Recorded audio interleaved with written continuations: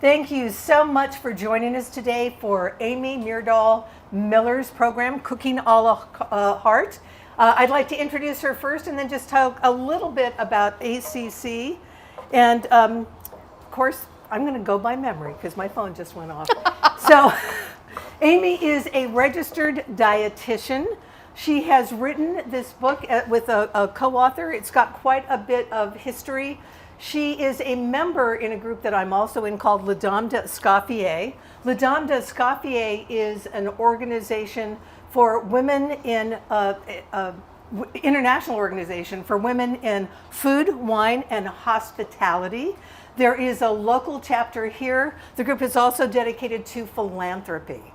And that's how we actually got here. I'm going to have Amy talk more about herself as well, of her background. But how she got here today is that Kelsey and I, Kelsey is over in the corner, and I put ourselves up for auction to raise money in exchange for her getting to do a cooking show at ACC. So we really want to thank ACC for allowing us to be here today. If you don't know, there's some new people to ACC. ACC has been around for a long time, and it has everything from residency centers, lifelong learning, Meals on Wheels, and other programs. There's some things that are coming up that I'll talk about at the end, but mark your calendar now for the big day of community, which is April 22nd, and the big day of giving, which is May 4th. At the end, I'm going to talk about a cookbook that we're doing. So Amy, do you want to tell a little bit more about yourself before you get started? Yeah, absolutely. Well, Mary Ellen, first I want to thank you and Kelsey for giving me the opportunity to bid on this at the Les Dames auction last year at the Village Feast. This is really exciting for me. I'm a little rusty. I haven't done a cooking demo in front of a live audience since 2012, but writing a cookbook meant that I spent 18 months working on it with my co-author, and that was, 9 months of testing and developing the recipe with my co-author, and then you go through the very painful editing phase when 26 people tell you what's wrong with your work, and then you get to see the beautiful photography that the publisher does, and then you get to see the baby. So I'm glad everybody here has a copy. I'm going to ask Kelsey to come on in. Yeah, so we come on in, Kelsey. Kelsey's going to be helping me. Lovely to have a sous chef. That's my usual sous chef over there. My husband, Scott Miller, in the front row. So Kelsey, thanks for being here with me today. So we're going to kind of do two recipes at once to start out with. I've started sauteing the mushrooms for the beef and mushroom taco filling. And I started this before we even went live today because it takes a while for the mushrooms to break down. And this recipe is on page 183.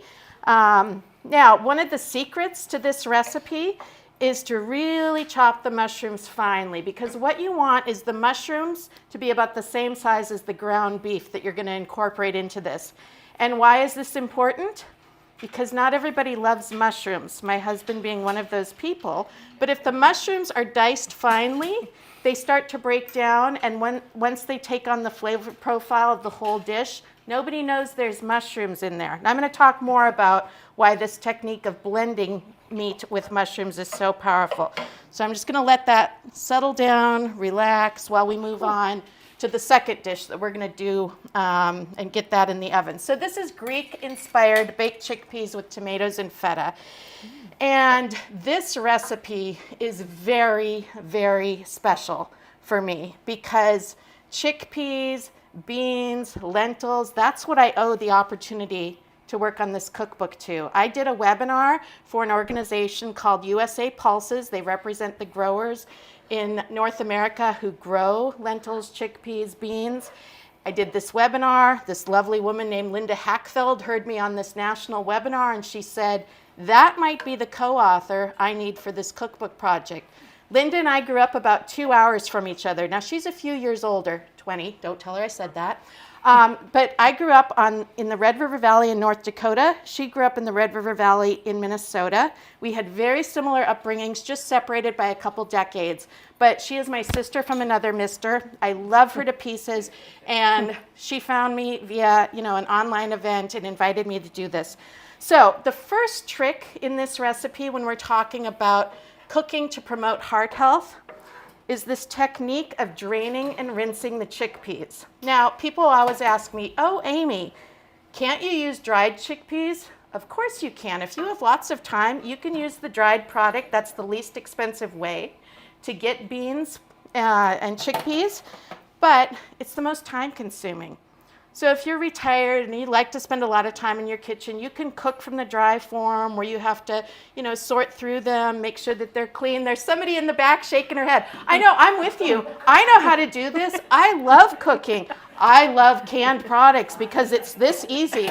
You open the can, right? You drain off that canning liquid. Yeah. And what I'm going to do, if you want to do it for me, dear, Yeah. rinse it under some running water. Mm-hmm. I think my voice is loud. I already have a question. That's fantastic. I'm with those prototypes and I hate throwing away the liquid. Can I use that liquid in something else? Yes, well, for that very popular aquafaba, you can blend that up and it will look like whipped cream. And you There can you go. sweeten if you want. If you have friends who are vegans and they want a little creamy whipped topping on something, if you want to aerate something with that lovely foam, you can do that. Great question, Mary Ellen. And, I like that question because it emphasizes the need to reduce food waste. If we want to be more sustainable in our food system, reducing food waste is the biggest thing we can do to have impact on all the resources that go into producing food in this world. Okay, so you've got those drained and rinsed chickpeas. Now, why do we do that? It reduces some of the sodium. So in like black beans, the research has shown that draining and rinsing can reduce 35% of the sodium that's on the label on that can. In chickpeas, it's about 28%. So it varies between 25 and 35%, but it's a nice way to reduce some of the sodium. One of the things that I absolutely love about this recipe, in addition to the reason why I got this cookbook, all these pulses, is that you make it in the same dish you bake it in. I mean, yeah, I use that extra bowl because I'm here. If I were doing this at home, I would drain and rinse in the sink, dump it right into the pan, but this is for TV, right? Okay, so we've got the chickpeas.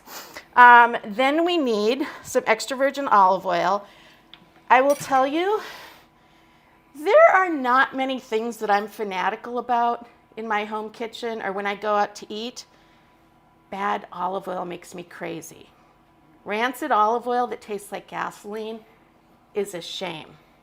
Great, fresh, extra virgin olive oil. This is from a local producer here in Woodland. It smells like grass, right? It smells like olives. It smells delicious. Smells very green. It smells like something, it smells like something you want to eat, you want to put in your mouth.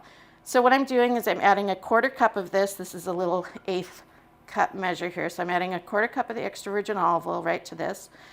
Bad olive oil is going to make everything else taste bad. Here's the thing about extra virgin olive oil. You get what you pay for. So if it's a really big, giant bottle and it's cheap, it's probably not going to be great quality. I would recommend looking for olive oil that's in these dark glass bottles, dark green, dark brown. That protects the oil from breaking down because of the impact of light. I think we could add in the onions now. Oh, okay. Yep, and they're in that red covered container. Really great quality extra virgin olive oil is going to have an impact on the flavor of that final dish. It's also going to have an impact on the benefits you get from the oil. In the second chapter of the book, there's a whole table on different cooking oils and fats, and you can look through that and get information on price, how to store them, tips for using them. But this is really a critical piece in making delicious food, making sure that all your ingredients are delicious. Okay, now I'm adding a little bit of honey. This is a little bit of sweetness, and this is kind of one of those classic Greek ingredients that makes this dish Greek-inspired. I'm going to add some oregano. This isn't it's a pretty aggressive amount of oregano. It's a tablespoon of this. And this is pretty aggressive oregano. It's from my Very home strong. garden. Yeah, but a Nice. tablespoon of it. I mean, this is like 3 tablespoons of fresh oregano. Oh, I got a little aggressive there. This is another piece of that Greek flavor profile. In the end, everything kind of mellows together. Scott just had this, last week when I was practicing doing this recipe so I could talk and cook at the same time. And what was it you said about it, dear? Freaking delicious. Frickin' delicious. So there, you've heard it from the expert. Okay, so we got the chickpeas, we got the diced tomatoes, the crumbled feta. So this is going to add some salt. This is going to add some kind of briny deliciousness. The feta, I crumble it pretty finely, and this is 4 ounces of crumbled feta. I crumble it pretty finely because I want it to be broken down so that every spoonful you get of this, you get a few chickpeas, you get a little of the tomato. There's my tomatoes. You get a piece of feta. The picture, this is the only picture in the book that I don't love, and the publisher didn't say, hey, Amy, can we get your blessing on all the photos? They did the photos. We, as the 2 co-authors, saw them much later. They didn't break the feta down completely, and I think they did that to tell the story, hey, this is feta in here. But it's not the way it's supposed to be made, because you really want that feta finely crumbled so that it's distributed throughout. So as I just, am mixing this up, anybody have any questions on this recipe at this point? Yes, hi, Mary Ellen, yes. I have another one. You used canned tomatoes. Yes. It's winter, it's hard to get a good tomato. Would this taste similar, or would you do something a little different if we were in summer? Well, okay, you made a number of great points there. I really love canned tomatoes for something like this, right? They're always on hand, just like those canned chickpeas and other products. The flavor of these tomatoes, let's see, I'm gonna grab one of these cans here. These tomatoes are our neighbors. These come out of Yolo County, Sacramento County. These are picked ripe. All the tomatoes are picked ripe for these products. They are mechanically harvested. These are not the same as the tomatoes we have in our home gardens. These are special tomatoes that the breeders create so that the whole tomato field ripens at the same time. Mechanical harvesters come through. And within about 2 hours, these tomatoes are in a massive processing center in Woodland that does every single store brand canned tomato product in this country. Wow. So whether you shop at Safeway, Raley's, Save Mart, thank you, wherever you're shopping, you're ordering from Amazon, Fresh, whatever, it's all going to be from this facility here in Woodland. So we should be so proud of all the farmers who are creating these amazing canned processed tomato products for us. Now, this recipe, your question prompted me to think of all the other ways you can make it. You can do the canned chickpeas, the same blend of ingredients, and use fresh tomatoes and not bake it. It becomes a summer salad, super easy and approachable. So, Kelsey, you're going to bake it? I'm going to bake it. Oh my gosh, it's going to be super creamy. Yeah, it is. I'm excited. It is. And this is like such a comforting recipe to pull out on one of these cold, rainy days that we're having. All right, Mr. Scott, 45-minute timer starting now. All right. The other part about this, 350 degrees for 45 minutes. When it comes out, we're going to finish it with a squeeze of fresh lime. That just brightens and heightens all the flavors in this. When we had it last week, lemon. Here's the problem. Probably any citrus you have around. This is a lime off our tree. If you don't pick them when the skin is green, the skin turns yellow. This is green inside. This is a lemon. This is what we will use on that dish. I'm kind of curious too. You said the oregano is from your garden? Yeah. How do you process that if I have like extra herbs left over? How do I do that? Lovely question. We have this cool little toaster oven that has a dehydrator feature on it. Oh, cool. So I put a big mass in like a sheet tray like this that's a little smaller that fits in there. Put a big mass of the oregano that's been pulled off the stems. Okay. Put it in the dehydrator for about 4 hours.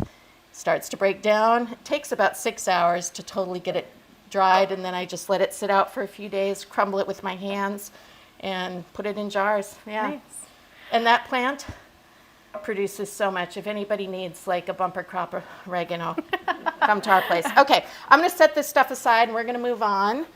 We're going to go back, actually, To the mushroom?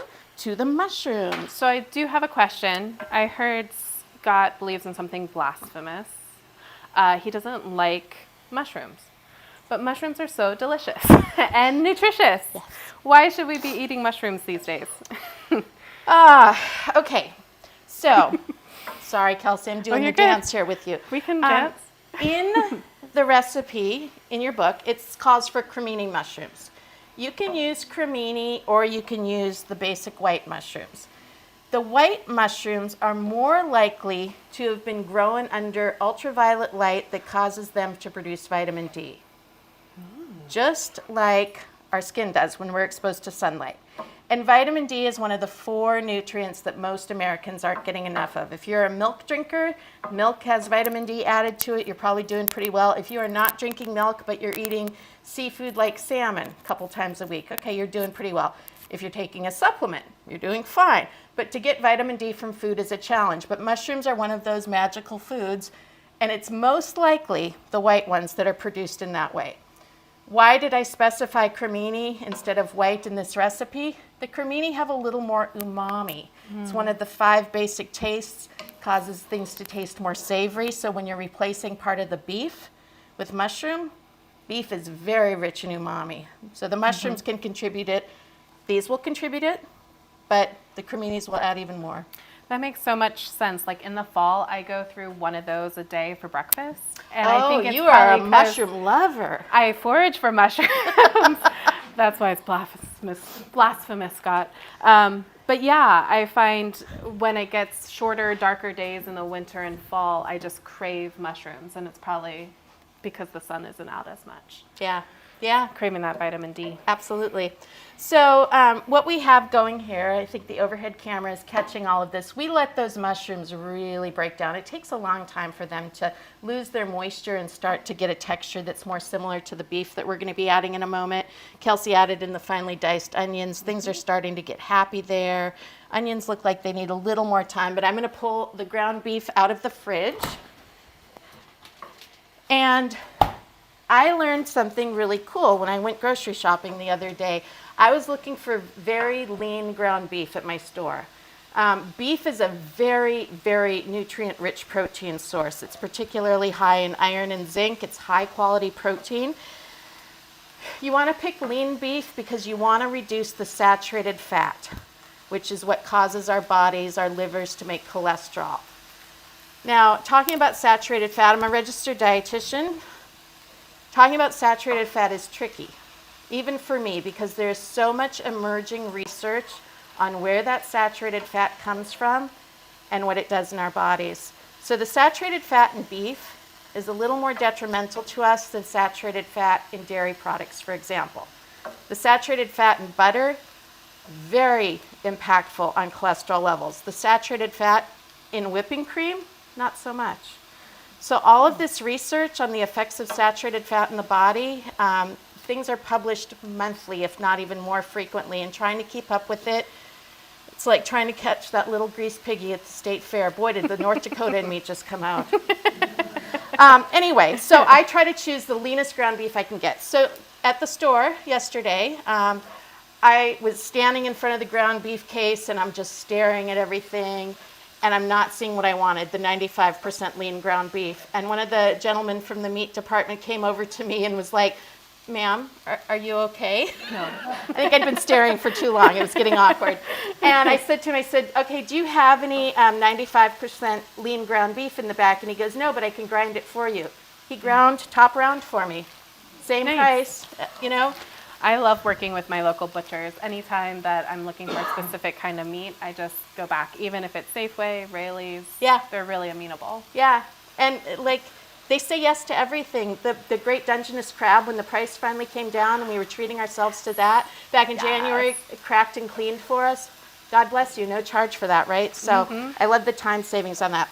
Okay, this is looking really great now. I'm gonna move all the sauteed mushrooms and onions off to the side. I'm gonna add the ground beef. I'm gonna wash my hands. If you want to, voila, I'm gonna wash my hands. If you want to start breaking that up. Sure. Thank you so much. So any questions right now? No? Hearing Excellent. none, although not looking back for hands. Everybody's so I polite have a in this question. audience. Yes. And if it's too controversial, just say skip. When it comes to the saturated fat, does it matter if it's grass-fed, grass-finished, corn-finished? When it comes to your animal when it's killed? Yeah, Like no. what it's eating? How they are finished, all of that fat is the same because it's how the animal produces it. You're going to have slightly less fat in a grass-finished animal, Okay. all things being equal. I think one of the things that people love to believe is that the finished is better because it's better for the planet, or it's better for me because it has omega-3s. Okay. Yep. Okay, let's talk about the omega-3s first. We all need more omega-3s. They're good for our heart. They're very good for our brain. They're good for mood. When people say omega-3s, a lot of people think, oh, salmon. Yes, salmon's phenomenal. But all seafood contains omega-3s. Grass-fed beef has a teeny tiny bit more omega-3s than grain-finished. So grass-finished, it's insignificant. If you wanted to get your omega-3s from beef versus from seafood, you'd have to eat nothing but beef. Oh, geez. Right. Okay. So, and then the sustainability thing, I think that's a whole other show that we could do. So what we're doing now is we're breaking down the beef. We want to get it broken down as much as possible. Because again, this is something where if you're serving somebody at home who maybe doesn't love mushrooms, like this kid in the front row here, you really have to get it so that it all becomes integrated, and the shape, the texture is a big part of this. Now, why am I like so wild about the beef mushroom blend? Because about 13 years ago, I got to work with a world-renowned sensory scientist named Dr. Jean-Xavier Guinard, beautiful Frenchman, who works at UC Davis. He's a sensory scientist there. And he and I were commissioned to do a study to see if the average consumer, whether you were a meat lover, a mushroom hater, would be willing to take something that was a blend of beef and mushroom and say, this is just as good as 100% beef, this is even better, or I hate it, don't serve it to me. And we were doing this on behalf of the U.S. food service industry. The U.S. food service industry at this time was struggling with very high meat prices, and they were also trying to do major improvements on the healthfulness of their menus. Why?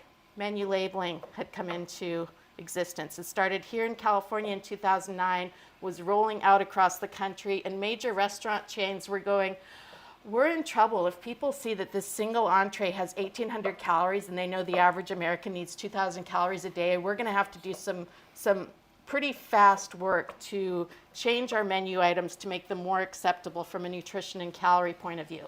So they came to us and they said, is there a strategy for giving people the burger that they love, but in a way that's less expensive and maybe has a better nutrition story? And we said, yeah, there is, and it's called the beef mushroom blend. And everybody in the food service industry that we talked to about this said, nobody's going to eat that. Our diners want 100% all beef patty, or they want 2 or 3 of them, or they want a portobello. They're not going to want the 2. The 2 shall never meet unless you're somebody who likes a mushroom Swiss burger. So we did this study at UC Davis. We had 147 people from the Sacramento and Davis communities, ages 18 to 65, come into the UC Davis Research Center. They have this amazing sensory theater, and we had people come in groups of 18.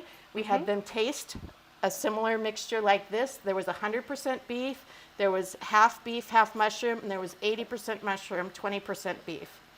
And we had some that were a standard level of sodium, and we had some that were 25% less sodium. What we found out is that people liked the blended products better. The 50-50 meat mushroom blend, people liked that better because it had more aroma, it had more moisture, they liked the mouthfeel, the texture. Oh, nice. It was amazing findings. What they did not like was a 25% reduction in sodium. Yeah. Here's why. We have very sensitive palates. We get used to a certain intake of sodium, and when you start taking it away, if you do more than about 10%, we notice it. But if you do it gradually, we get used to it.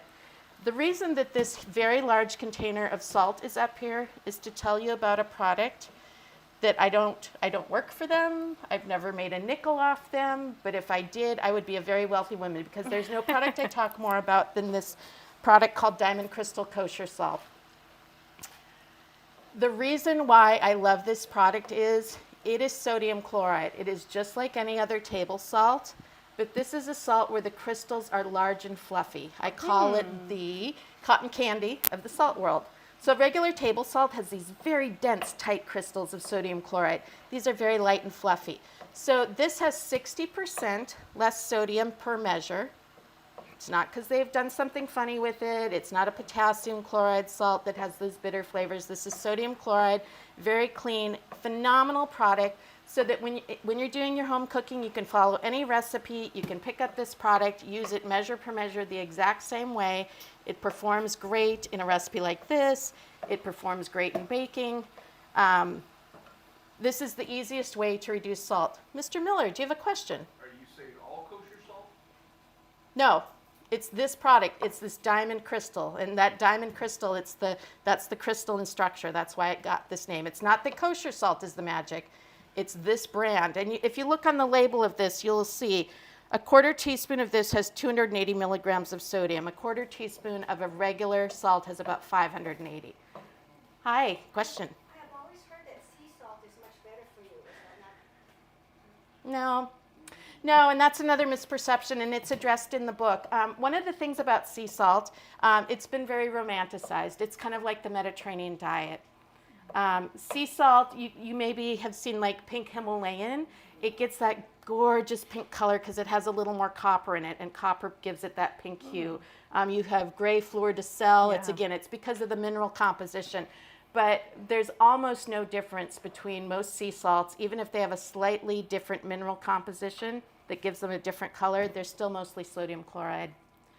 So, yes. Two more. Well, I used to be able to pick it up at Safeway or Rayleigh's. Now I have to order it online. I get this at Amazon, and this is the size it comes in. So yeah, this is, a good amount of salt. So if you buy this and you want to share it with a neighbor or a friend, there are some online sellers that will sell smaller containers, but the price is a lot more. So, but again, phenomenal way to reduce sodium. The other way to reduce sodium, and we are at a perfect spot to transition into it, is to make your own seasoning blends. So, what does this smell like to you? Cumin? Yep. Yeah. Cumin, one of the predominant spices in this. Smells like taco seasoning. Yeah, it is. It's It the smells cooking a la carte cumin. version of taco seasoning. So, Nice. tell the audience the difference between these two products. One says mild, one says original. There are 15 calories in the original, 0 fat in both. How about the sodium? The sodium, this one is, the original is 17% of your daily value, but the mild one is 20%.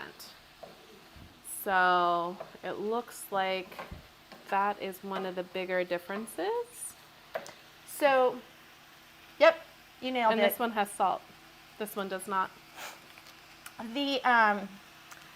So let's go back to this one, and then I'll explain why Yeah. those two have a difference. There's no salt in this. If you go to the seasonings chapter in the book, we have, I can't remember how many recipes in there, but I think only 2 have a teeny tiny amount of added salt in them. The rest are nothing but spices and herbs meant to flavor food and boost flavor, boost enjoyment, boost deliciousness without added sodium. This taco blend is pretty aggressive on the cayenne pepper. And we did that very intentionally because as food gets spicier, we are more susceptible to taste salt in the food. So the reason that this original taco blend has less salt than the mild, this one has a few more chilies. Yeah. Ah. If you look at the spicier taco blends of different brands, those have even less salt than their regular components. So adding spices, even, humble red chili flakes to food, helps you reduce sodium while still maintaining deliciousness and enjoyment. Now, let me ask this. How many of you hate spicy foods? Okay, you don't like Big spicy mouth. foods. Okay, all right. So then acids from things like lemon juice, lime juice can help boost your taste buds so that you feel like you don't need as much salt. So that's one of the workarounds. But if you're somebody who likes spicy foods, you can go a long ways in reducing your salt intake. I have a question about the salt. Yep. My doctor tells me that sometimes salt comes with iodine. Does this one have iodine in it? It does not. And if it's kosher salt, any kosher salt won't have iodine. Okay. So where do we get iodine in our food system today? Iodized salt And seaweed. and seaweed. That's what I've learned, kelp. And fruits and vegetables. There's iodine Oh. in the soil. There's only a few parts of the country. There's a certain area of Michigan for some reason that if you're a home gardener there and you're relying on your own fruit and vegetable production, you're not getting enough iodine. But if you are a big fruit and vegetable eater, you're going to be okay. Okay, that's So, good news. Yeah. Okay, so this has in it the olive oil. the mushrooms, the onion, the ground beef, the taco seasoning, and we need some diced tomatoes. Now, throughout the book, we two dietitians as co-authors were so conservative about salt when we were first putting recipes in the book. And as we went along, I think we might have gotten a little weary of not cooking with enough salt. You want stuff to be delicious. That's true. So, you know, it's a hard balance. I can tell you that when I make something and I'm happy with it, Scott will often say, needs a little more salt, and he'll put a little pinch on, a little sprinkle on. And that's fine, you know. So do you want to use in this the petite diced tomatoes in their own tomato juice or the no salt added? This is up to you. This is about where you are and kind of that, you know, salt sensitivity, where you are health-wise, where your palate is, you know, what your eating habits have been like. I don't use a lot of the no salt added ones. They're a little too aggressive for me still. I'm working slowly to reduce, you know, my reliance on salt. So I'm going to use the petite diced with some of the added salt in here. You all are going to get a chance to taste this if you'd like. This also looks amazing. It doesn't, I couldn't tell any difference between Yeah, do you meats. see a mushroom in there?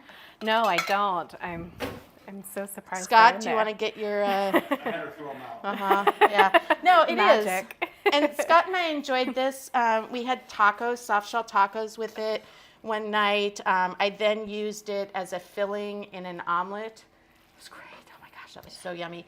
Hi, we have a question. Mary Ellen. I'm just curious, I have a lot of vegan friends that won't eat the hamburger. Could you replace it with Impossible Burger or a meat substitute? I personally would use beans or lentils and the mushrooms and do that lentils. blend. Yeah. That's a really good, I'm not a huge fan of those mock meats. Why? I'm just not. You know, ground beef is one ingredient. Those products are 18 to 25 ingredients. I like to buy things locally. I love supporting California grown producers. So if you can get, you know, a bean, like anybody familiar of Rancho Gordo over in Napa, they don't grow here in California. They tend to grow in Mexico, but those heirloom beans are amazing. All these canned products are amazing. So, but if somebody likes those products, that's great. It's super respectful as a host, right, to give people that option if they're trying to go vegetarian or vegan. I like to use the whole foods, though. Same here. Okay, I'm going to move this stuff aside. We've got a little more time to let that taco filling warm together. up after we just added the tomatoes. But, yeah, man, I'm so happy with how this looks. Yeah, it looks great. I'm also excited about this feta dish. How much more time do we have on this? Mr. Timekeeper? We got about another 15 minutes or so? 5 minutes. 25 minutes. Oh, okay. It smells good. That's why I'm really excited to try it. All right, so I think we can let that go. Just chill. Yeah, probably just let it sit there for a few more minutes to warm up. And then, does everybody want to try a little bit of this? We've got some tortilla chips, a little taco filling. Okay, we'll get that going. Excellent.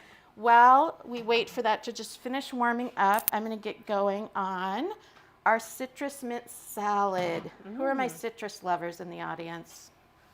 Everybody. Yeah, okay. Almost everybody. Scott and I had this the other day, and what was your... This was also freaking delicious. Yeah. This one I hadn't made in a while, and I was like, oh my gosh, this is so good. And that's, you know, like self-congratulatory behavior. But I think like we have this amazing navel orange tree in our backyard. This tree, every single year, it tries to outdo what it did the year before. And we have to compete against the squirrels. Anybody else have the squirrels stealing the fruit? Those little buggers, they run along with the fruit in their mouth, right? So anyway, we often just eat the oranges as fast as we can, and just Scott will take 2 or 3 with him to work. I'll slice one up as a morning snack. So what this recipe is all about is making fruit more special. So if you've come from a family or you've developed a habit that you're going to snack on fruit, you're going to enjoy fruit for dessert, that's amazing. But a lot of people, unless you really try, they're not going to see a fruit dessert as something great. If you go to a buffet and there's like, you know, Costco cheesecake and a thing of cookies, and somebody was the earnest one, they brought some strawberries and grapes, what are people going to go for? Right? Oh my gosh, the cheesecake, yeah. But if you do something like, let's say you're having some friends over for lunch or brunch or something, or it's a holiday and you have to bring one of the courses, if you do something like this, you've taken the time to make humble fruit a little more special. people's perception starts to change. They start to think, oh, this is really special, this is really great, and maybe they've taken a new attitude on eating more fruit because they've realized, it's amazing. So this recipe relies on 5 different kinds of citrus fruit. It's got a lemon juice base, so I need to get, oh, you know what I did not do? I didn't bring enough lemons today. You want to take half of this one? Yep. We're gonna make a little compromise here. So I'm going to cut up half of this so that we have enough for the chickpeas. Oh, all tight. All right. And then we need quite a bit of juice for the base of this. Now remember, this is one of the limes from our tree that did not get harvested in December when the skin was still green, but it is lime juice. So I'm going to use the lime juice plus some lemon juice. So the base of this is the juice from 1 lemon. So now I'm going to do lime and lemon. And somebody asked me, you use the zest of lime in this recipe, but the juice of a lemon, why couldn't you just use 1? I really like the gentleness of the lemon. If the lime juice plus the lime zest were in there, it would be kind of like too much of a punch in the face with too much lime. So this just balances the flavor. But honestly, you could do it. I mean, this is me, the prickly cookbook author. At home, do what suits you. Do what's right for you. Okay, so this has juice of 1 lemon. I'm going to do 2 tablespoons of extra virgin olive oil. There are 3-4 bottles actually of olive oil here today. Nope, that's cool. So this is, you have very mild, medium, and robust olive oils from this producer. For something like this, I want the olive oil there without being aggressive in flavor because I want the citrus fruit and the ginger to really shine through, so I'm going to choose the mild for this. And I'm going to eyeball the 2 tablespoons. 1, 2, I'm like the naughty bartender not using the cocktail shot. We used the medium one in the beef mushroom blend. That can be more aggressive. This more robust I might use if I was doing a salad.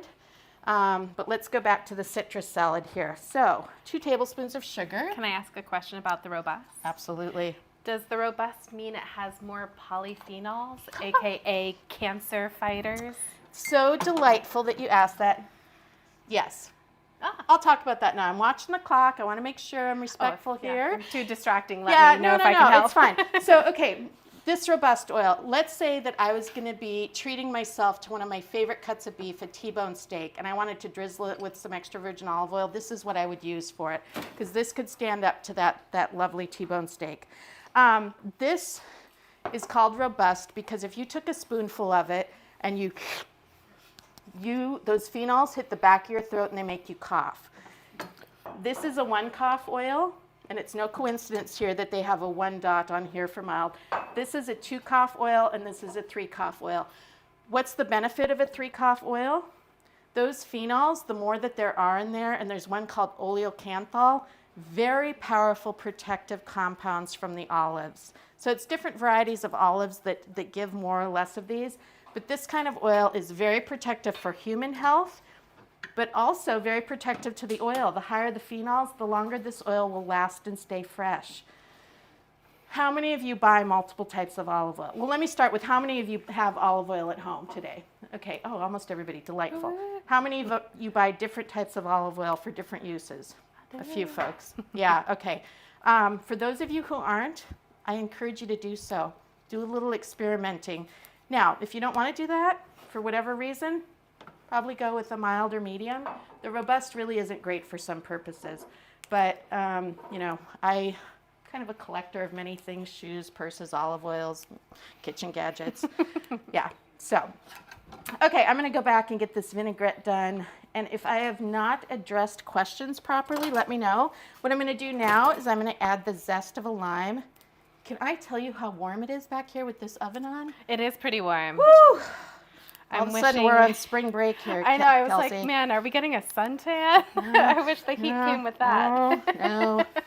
We're gonna have to get our sun. And Amy, I don't want to ruin your flow, but can I ask you a question while you're doing that? please do so. Yes. So one of the things they admire admired is that you set your place ahead of time. You had all of your ingredients, Yes. but you're zesting at the last minute. Is that an important thing that you wait to the last minute for some of these steps? Yeah, no, another phenomenal question. When you've got a culinary genius in the room, she knows exactly what to call out. No, I do this at the last minute because what are you zesting? You're zesting just the very outside of the peel. You don't want to get any of the white pith because that's got bitter compounds. But this outside of the peel, the colored part, has oils in it, and those are the aromatic compounds. That's what gives this amazing fragrance.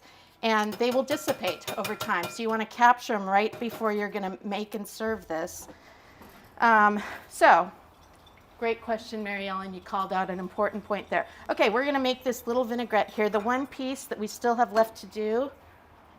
Who are my ginger lovers? Yeah, man, I mean, Most people, yeah. the pungency of ginger in this dressing, this is, I think, I don't know, is it the citrus? Is it the lime zest? Is it that beautiful extra virgin olive oil?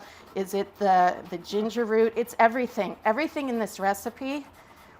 The other question that I get about this recipe is, Amy, Cooking a la Heart says you should try to limit added sweeteners, especially sugar. Why are you using sugar? Couldn't you have used honey? No. No, of course you could use honey if you want to. Again, this is about the flavor profile that you want. And honey will introduce new flavors depending on what that bee was feeding on to create that honey. So, there we go. So yeah, I like the clean flavor of granulated sugar in this recipe. And I do like the sweetness. You don't need it if your citrus fruit is super, super sweet. But, you know, when I made this the other day, why did Scott eat a bowl of it and then return for a second serving? Because it was perfectly flavor balanced. You know, I can take more bitter flavors and more sour than he can. He loved this, and it's really encouraging as a home cook. I need a spoon. Yes. Well, I'm going to just wash this one Thank off. you. It's really encouraging as a home cook to have people love what you're making, right? So while I can often be the selfish one dealing with my needs, I have type 1 diabetes. I've had it for 45 years now. You know, I like to take the needs of those I'm dining with. And, you know, Mary Ellen, to your point about people who are vegetarian and vegan, you know, having that second option of food or making it so everybody can eat it. There's no, you know, ostracizing by here's your special meal. This baked chickpeas, phenomenal dish to serve to people who are vegetarian. The vegans, you'd have to leave out that lovely feta, but that's a real winner if you have vegetarians coming over. Okay, I'm now chopping up a little bit of mint. This is mint from my garden. This is winter spearmint, so hearty and so happy in this salad. So you got that beautiful color. We're gonna add the vinaigrette to this. And I usually actually do this in reverse. I add the fruit to the vinaigrette, but there we go. Perfect.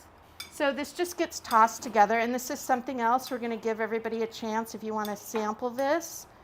We're gonna give this to you. And I would say yes.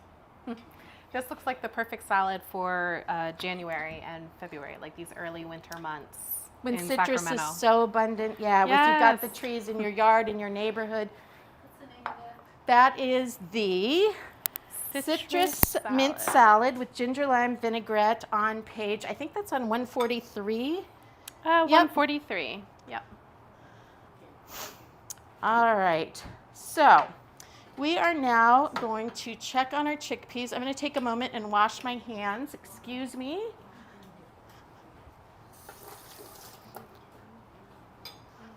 Excellent. Yum. Okay. Oh, well, let's take a moment here. What'd you guys think about the taco blend? What'd you think about the flavor? Yeah? Liked it. Good. Too spicy or just right spicy? It's a little spicy. Okay. So keep in mind, you probably wouldn't eat it just straight like this. If you had a soft tortilla with it, that would tone it down. If you use some cooling things like a little bit of avocado, a fresh pico de gallo that didn't have any jalapeno in it, a little bit of crema or sour cream, you know, there are ways to kind of tame it down. Or you can make your own taco blend and use less of the cayenne than what's called for in the recipe. So you got a lot of options there. Maggie, you're looking kind of thoughtful and pensive. What's on your mind about the taco blend? Man, I would not want to play mahjong with you. You'd be killer with that poker face. I have one more question. If you make up that taco How long will it last? Oh, gosh, that can sit, I'd say 6 months. I mean, here's the thing about a lot of the spices in our home kitchens, though. If they are already ground and you've had them around for a year or so, they're probably getting pretty tired. I try to buy as many whole spices as I can. This next dish that I'm going to talk about, I'll show you one of my little secret tools. It's my little baby choop pestle and mortar, but this is for very special uses. I have a big one that I use. I also use my coffee grinder to grind spices at home, and I clean it out by grinding rice in it. So easy way to clean it out. All right, let's do a little bit more organizing here. Thank you, my dear. So the final item today, Scott, how are we doing on the timer? Do you know? Still going. Okay, our chickpeas are still getting happy. What we have here for the final item are the a la heart olive oil brownies. Brownies in a cookbook focused on heart health, healthy eating, you betcha. These brownies are chock full of ingredients that have benefits for us. Now, before I go too far down that path, there is no magic bullet food or nutrient that will give you better heart health. Shoot. I thought that's what you were going to tell us here today. It was such a nice try, Kelsey. What else is on your wish list? I'll tell you no to that as well. Everlasting life. No, it's all about your eating pattern over time. What are you doing most of the time? What are the habits that you integrate into your life every day? That's what's going to give you the benefits. When people talk about the Mediterranean diet, it's not actually a diet. It's the Mediterranean pattern of eating, the foods that are consumed in those countries all around the Mediterranean Sea, the lifestyle factors that they have, activity, very important, the socializing that they do. So, you know, enjoying the company of others, having a good laugh, talking about the foods that you're enjoying while sharing stories, sharing smiles. This is all part of healthfulness. Yes, the foods matter, but so does the overall picture of what you're doing most of the time. So if you're somebody that once in a while likes a crunchy Cheeto, that's fine. Do it without guilt, because if most of the time you're doing things like, you know, thinking about abundant fruits and vegetables in all their glorious forms. But not a bag of Cheetos? Just clarify. Which size? Which size are we? Yeah, asking for a friend. For a family friend? Like the family size? How much and how often, girlfriend? If there's a road trip, there's a Cheeto bag in my car. I'll tell you that. So this, I'm going to move this bad boy out of the way here for a moment.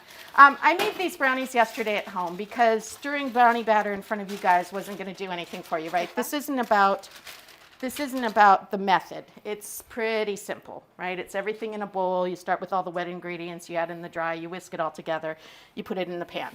But one of the things about the pan, Ooh, a secret? there's a secret. Parchment paper in a pan like this, you just lift it out. I lifted it out, I cut it. So, right, if you want to pull that pan away. Yeah, and so that makes it so easy to clean up. It makes it easy to cut them and portion them.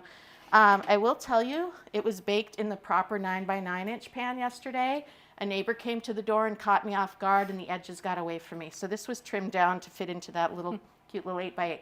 These things happen, right? You're in your kitchen, you get distracted, squirrel, and That you just do the gets best. added to ice cream, right? Like brownie toppings, crunchy brownie toppings. That's exactly what happened. Yeah, a few little afternoon nibbles. Okay, so why did these brownies make the cut? Well, because they're olive oil brownies, and for these I used a very special, very high phenol qual. That's the variety of olives. This is one of my favorite oils. These guys at Seca Hills, this is a Native American group out of the Capay Valley. They have the Cache Creek Resort and Casino. They also produce olive oil. They produce honey. They didn't get any of this oil in the 22 harvest. Our hot September. Remember those 2 weeks in early September? These trees got very pissed off. So they aren't commercially selling that this year. You've had this, yeah.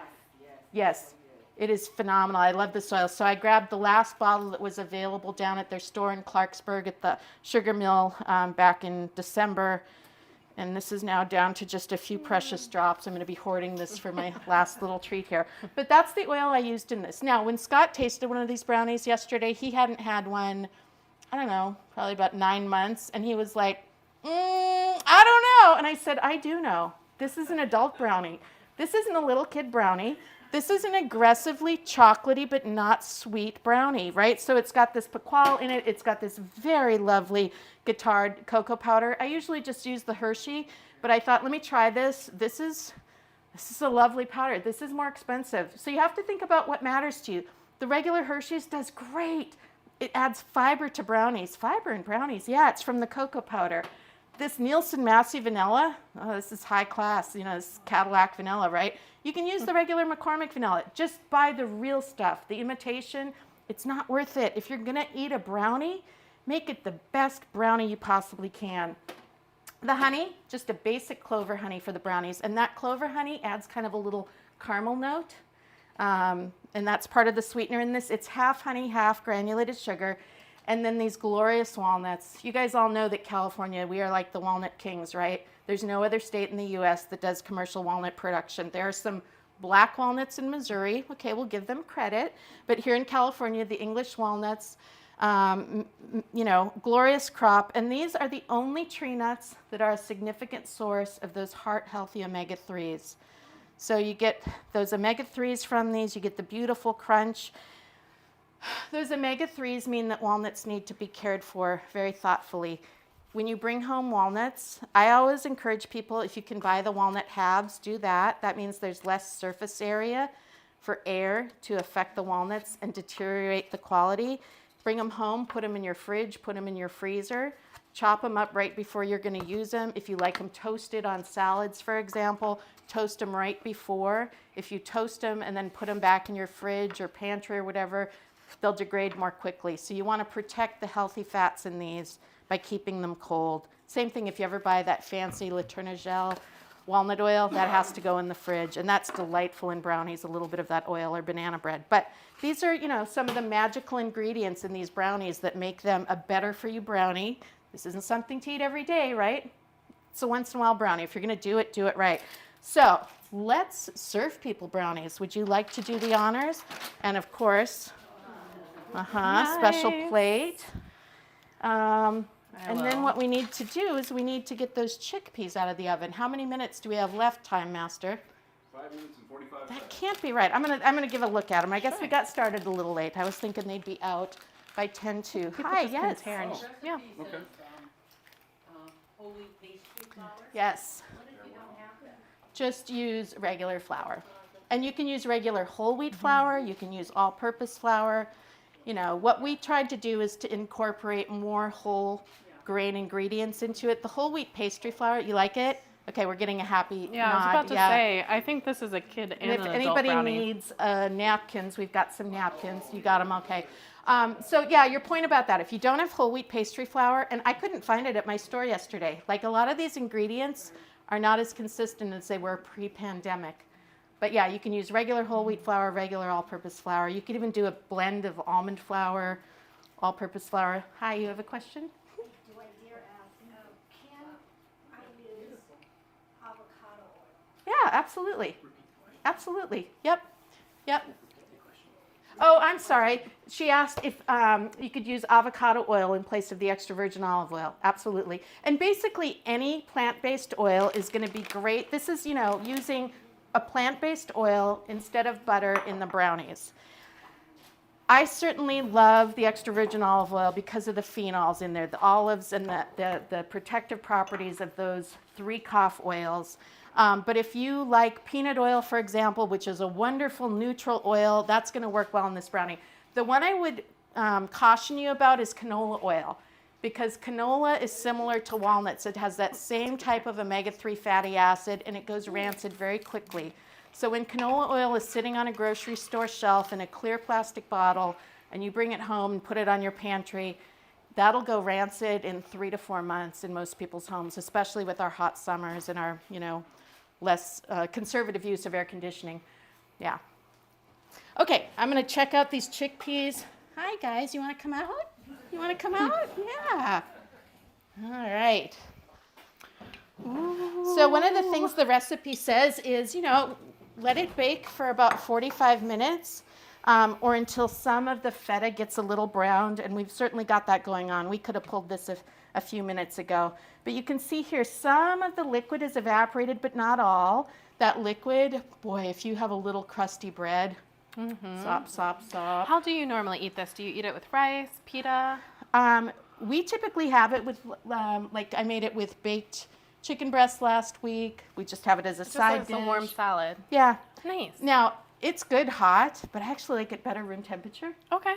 It's great cold the next day. This is something that if we make it and I have it for lunch the next day when I'm scampering around and I need a quick lunch, this is amazing. So I'm yeah, excited to try it. With rice, with pita. Yeah, I was thinking pita in the morning. Oh my God, drop an egg on that. Oh. We got breakfast. Oh, I'm thinking of all the ways I'm going to eat put an this. egg on everything except Yeah, the brownies. Exactly. Any other questions about the brownies? Okay, you guys are liking the agree. adult brownies? Yeah. Yeah, I mean, it's a treat, right? And I think, we were at an event a few nights ago for Maggie's brilliant granddaughter. It was a school jazz performance, and they were serving desserts, and there were brownies the size of my hair. No, that's kidding. They couldn't be that big. There were brownies, and I was like, that's a big brownie. I mean, this is kind of right-sizing the portion of a sweet treat at the end of a meal. They could be cut even smaller, so you just get that little something sweet at the end of a meal, and then pairing it with some fruit, some beautiful California strawberries to go with it, the citrus salad. I don't know if that pairing would work. Do you think it would? The I think ginger, the it mint? might. I don't know. I don't know. Maybe. Maybe you should try. Some of our folks had both Yeah. today, so we But- can see. Yeah. Yeah. Some raspberries. Yeah. Yeah. How are we doing on time for our audience? Can we keep going a little bit? We started 5 minutes late, so I think we can go another Just a few more minutes. Just a few more minutes? I'm All right. actually gonna- Sean gave thumbs up. I'm going to take this away and serve folks. Okay. So- Delightful. So yeah, I've been having a great time here with you today. As my husband knows, I was pretty stressed about doing this, and I don't like stress because it makes my type 1 diabetes harder to control. So stress is very bad for me, but I get kind of keyed up when I'm doing something new.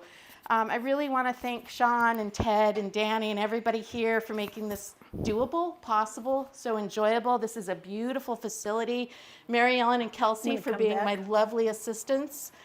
You So are I a have to- doll, dear, for making all of this possible. So I have to say this. First of all, how do we get the book? She was very generous, by the way. Everyone in the audience got a book today. Yep. But how do we get the book if we are at home?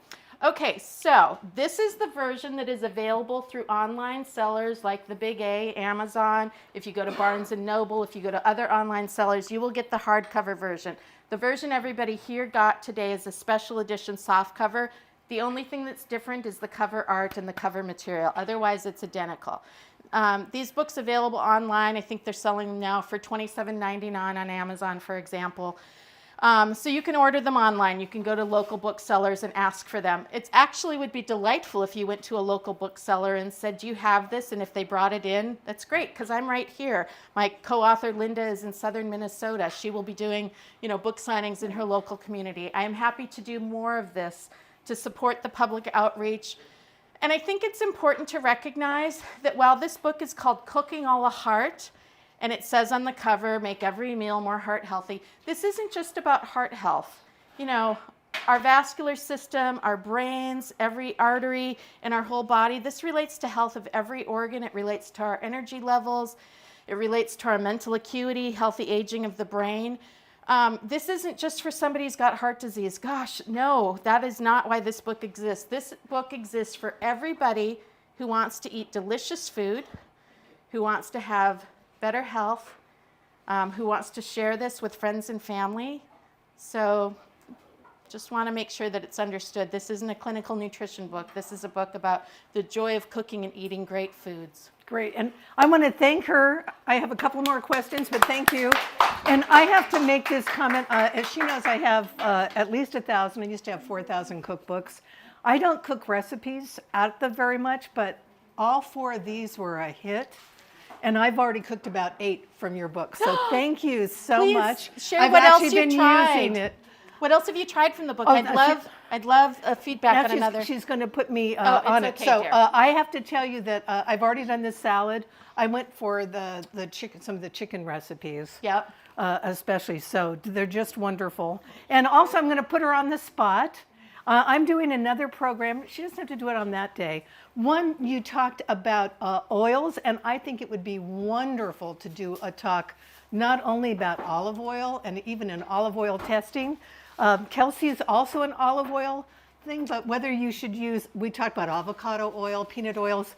So it would be wonderful to do an oil tasting program someday. That sounds like fun, Mary If you Ellen. would consider it. And then on April 4th, we are doing a program called We Are Where We Eat. You're so knowledgeable about the growers and the purveyors in Sacramento. I hope that you can make time that day to join me on that program and talk about that. I would be honored to do so. As a farmer's you. daughter, I am so passionate about people better appreciating everybody in agriculture, everybody in our food system who makes it easy for us to just go to a grocery store and shop or go to a restaurant and dine. Great. And one last thing, just in about I'm going to do the 60-second me. I just did one of those, I'm going to call it a brain fart. It was a brain fart. Can you tell people a little bit about yourself? You taught at the CIA, the Culinary Institute of America, which is very prestigious. You have your own consulting company. You're a farmer. Just another few seconds about you. Yeah, well, my story starts as a farmer's daughter in North Dakota. I grew up there in the 70s, the youngest of 5 kids, and was told there's not enough land for you to, join the farming operation, go off and find something else to do. I went to college at UC Davis and fell in love with Northern California. Winter without snow is the best thing God's ever invented. I then became a registered dietitian. I went and worked in clinical research. The gentleman who wrote the foreword for the book, Dr. James Rippey, was my first boss in clinical research. I then got the opportunity to come back to California. I was working for him in Massachusetts, and I got to work for Dole Food Company, which at the time was the world's largest fruit and vegetable company. So I am an evangelist of fruits and vegetables of all forms. Research shows that the more you eat, whether they are fresh, frozen, canned, 100% juiced or dried, the more you eat, the better off you are, the lower your risk of heart disease. Then I went to work for the California Walnut Board and Commission. Yes, I'm biased towards walnuts for many reasons. I worked for them for a number of years.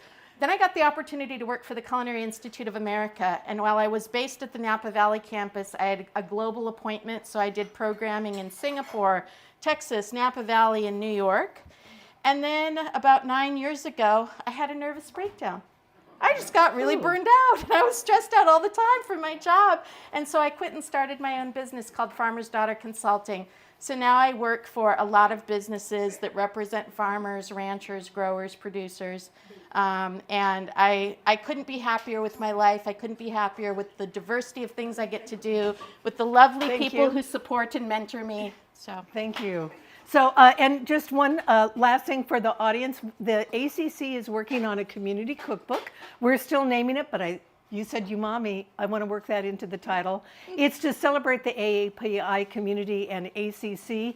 If you are at home and have been enjoying our programs, if you're in the audience, if you're an instructor, a staff person, if you have had a family member who's lived in one of the residence centers, if you want to support the health and wellness program and the new building that's coming on, if you go to accsv.org/cookbook, you will find all of the things that you need to be able to submit.